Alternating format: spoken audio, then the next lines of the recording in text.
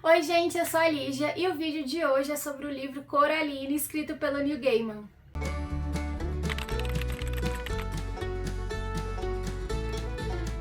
Gente, sabe quando perguntam qual é o seu livro preferido e você nunca sabe dizer?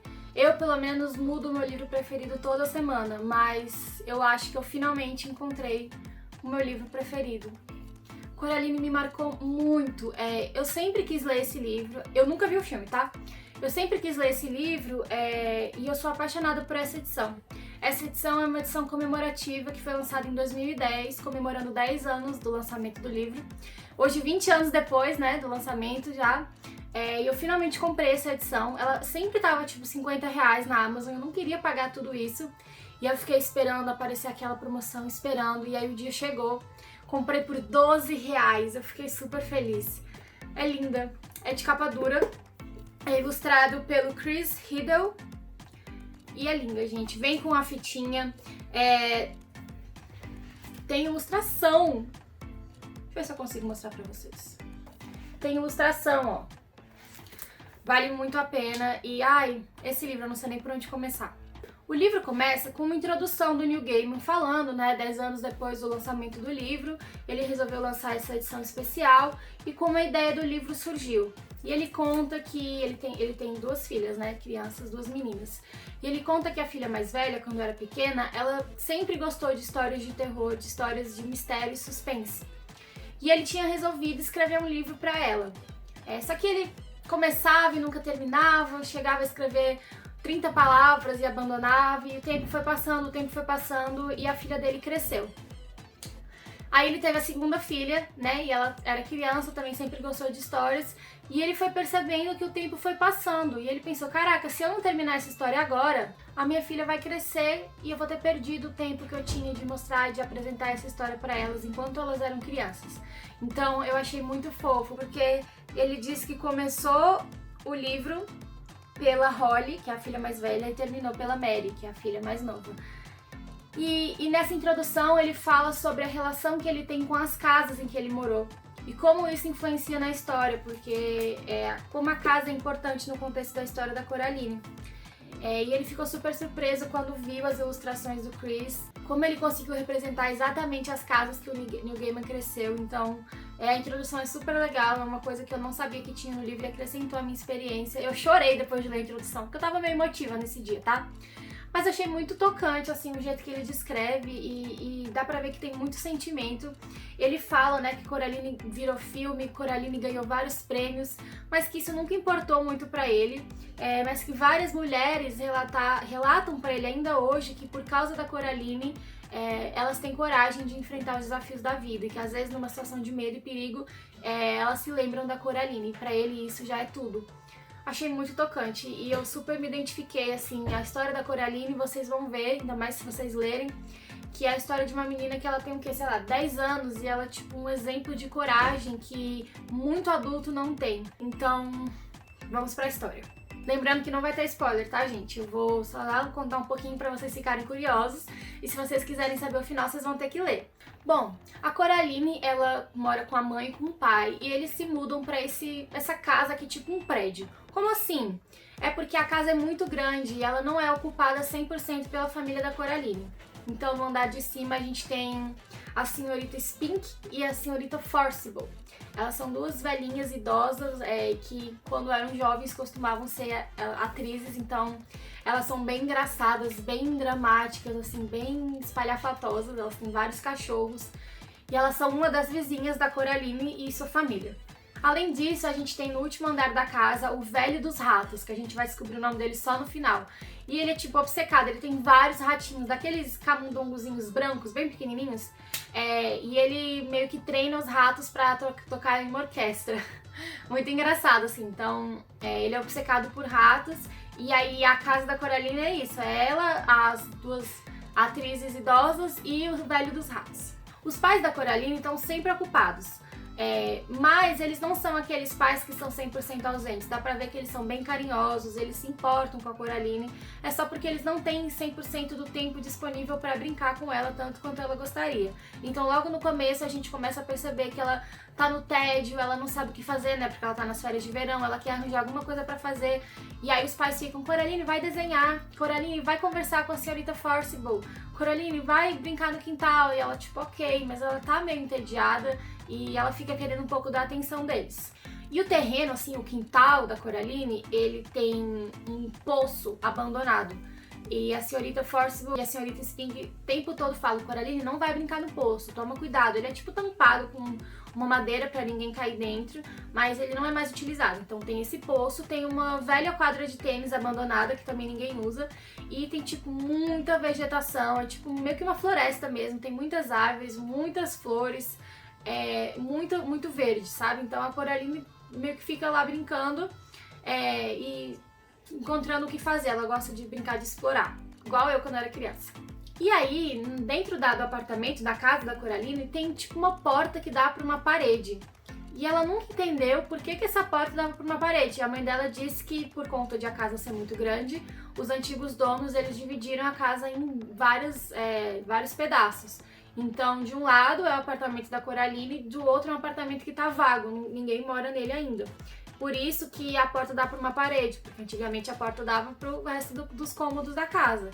Mas como eles dividiram o apartamento, eles fizeram uma parede de tijolos. Então é uma porta que se abre e tem uma parede, ela não dá em nada. E ela geralmente fica trancada com uma chave prateada, porque enfim, pra que vai deixar a porta aberta se não dá pra lugar nenhum? Dá na mesma, sabe?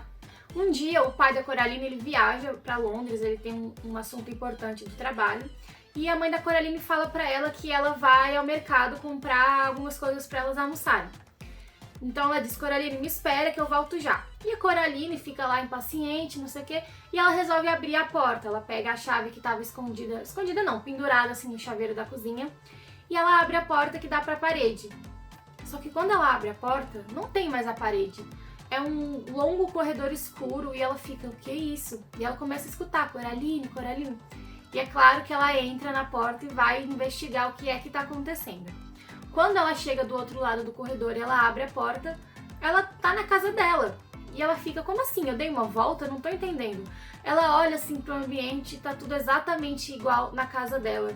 E aí a Coraline olha e quando vê a mãe dela tá tipo de costas na cozinha, ela fala: mãe, você chegou. Só que quando a mãe dela vira, ela se espanta, porque não é a mãe dela, não a mãe dela que ela conhece, pelo menos, é a outra mãe. Então é uma aparência branca, né, de pele bem branca, um pouco mais magra e estranhamente assustadora, e no lugar dos olhos ela tem 2 botões pretos, negros, bem escuros. E aí a Coraline fala: quem é você? E aí a outra mãe fala: sou sua mãe. Aí a Coraline fala: você não é minha mãe. Aí a outra mãe fala: eu sou sua mãe sim. E aí fica nessa assim, e a outra mãe começa a mostrar as coisas do outro mundo pra Coraline e tudo parece perfeito.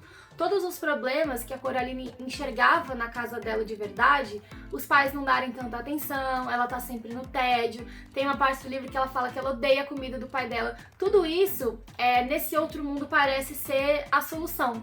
Então ela vai comer grandes banquetes, os pais têm 100% do tempo livre pra brincar com ela, ela nunca tá entediada, ela tem tipo todos os brinquedos que ela quer, parece até ser bom demais pra ser verdade. E a Coraline passa o dia lá e ela fica tipo: ai, que legal, mas assim, tá na hora de eu ir embora agora, eu preciso voltar pra minha família. E a outra mãe fala pra ela assim: tá bom, mas você vai voltar. Aí a Coraline: como assim? Aí a outra mãe: eu quero que você fique aqui comigo, Coraline. Pra gente ser uma família feliz, só que eu vou precisar costurar botões nos seus olhos. E aí a Coraline fica: não, eu vou voltar pra minha família, vocês não são minha família. E a outra mãe assustadoramente fica: nós somos sim, você vai voltar. E a Coraline sai correndo, passa pelo corredor e volta pra casa. E ela vê que na verdade o tempo não passou quando ela tava fora, né? E ela tá esperando a mãe dela voltar do supermercado. Só que nada da mãe dela voltar. O tempo passa e a mãe dela não volta, ela resolve dormir. No dia seguinte, a mãe dela não apareceu ainda, o pai, que já devia ter voltado da viagem de Londres, também não apareceu, e ela fica uns 3 dias procurando a família dela não volta.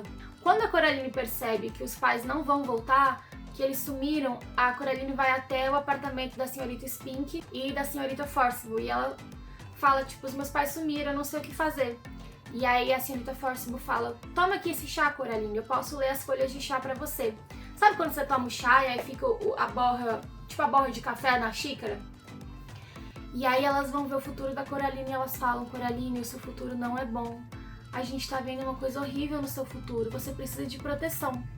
E aí a senhorita Forcible levanta, vai até a lareira, pega uma caixinha e tira da caixinha uma pedra que tem um buraco no meio. Ela entrega pra Coraline e fala, toma, isso aqui vai te proteger, é um amuleto. A Coraline, tipo, não entende muito bem, mas guarda no bolso e, enfim, volta pra casa. Até que ela chega na gota d'água, assim, ela vê que os pais realmente não vão voltar e percebe que a outra mãe fez alguma coisa com os pais dela. Então ela resolve entrar de novo no corredor, na porta secreta, né, na porta mágica, e enfrentar a outra mãe e tentar resgatar os pais dela. E aí, claro, né, acontecem milhares de coisas na história que eu não vou contar pra vocês. Ela acaba descobrindo um grande amigo num gato preto. Tem um gato preto também. Se vocês repararem, às vezes, no meu cenário, sempre aparece alguma coisa de gato, que eu sou obcecada, porque eu tenho um gato preto que chama Bilbo. Então eu gostei muito também que eu me identifiquei, que é o gato preto que acaba virando amigo dela e ajudando ela. E é realmente uma história de coragem, inteligência e como a Coraline consegue resolver, lidar com a situação que ela se encontra. E, gente, a história é assustadora, tá? É um livro infantil, infanto-juvenil, mas eu fiquei com medo lendo, tipo, meio sinistro, sabe? Ainda mais que tem as ilustrações que ajudam você a dar vida aos personagens. Então, eu fiquei meio tensa lendo, mas assim, eu gostei muito. Eu tô muito curiosa pra assistir o filme, porque pelo que eu sei, assim, do que eu pesquisei, eu ainda não vi, tá? Pelo que eu sei, o filme é bem assustador, então eu não vejo a hora de assistir o filme. Acho que eu vou assistir hoje ainda. Eu tô muito curiosa. E aí tem uma cena do livro, assim, que acho que foi a que mais me marcou. Que é quando a Coraline tá conversando com o gato e ela fala que ela precisa ter coragem. E aí ela conta uma história pro gato, que no passado, ela e o pai dela estavam passando por um terreno. E aí o pai dela não gostava muito que a Coraline fosse nesse terreno, porque tinha, tipo, muito entulho, muito lixo, e nunca se sabe o que se podia encontrar lá. E aí a Coraline e o pai andando, de repente o pai pisou num vespeiro, um ninho de vespa, que é tipo uma abelha mais assustadora. E aí assim que o pai notou, ele falou, Coraline, corre! A Coraline começou a correr e o pai ficou parado, meio que pra distrair as vespas, né, para as vespas ficarem nele e a Coraline conseguir sair sem ser machucada. Acabou que ela teve 1 ou 2 picadas e o pai teve tipo 39, mas ele meio que fez aquilo pra evitar que ela se machucasse. E aí, chegando em casa, ele percebeu que ele tinha esquecido os óculos, que nessa confusão deles correndo das vespas, o óculos dele caiu. E ele voltou ao terreno para pegar os óculos. E aí a Coraline percebeu que coragem não foi o fato do pai dela ter enfrentado as vespas para defender ela, e sim o fato dele ter voltado ao terreno. Porque na hora que as vespas estavam atacando, ele meio que não sabia o que estava acontecendo. Foi na hora, sabe?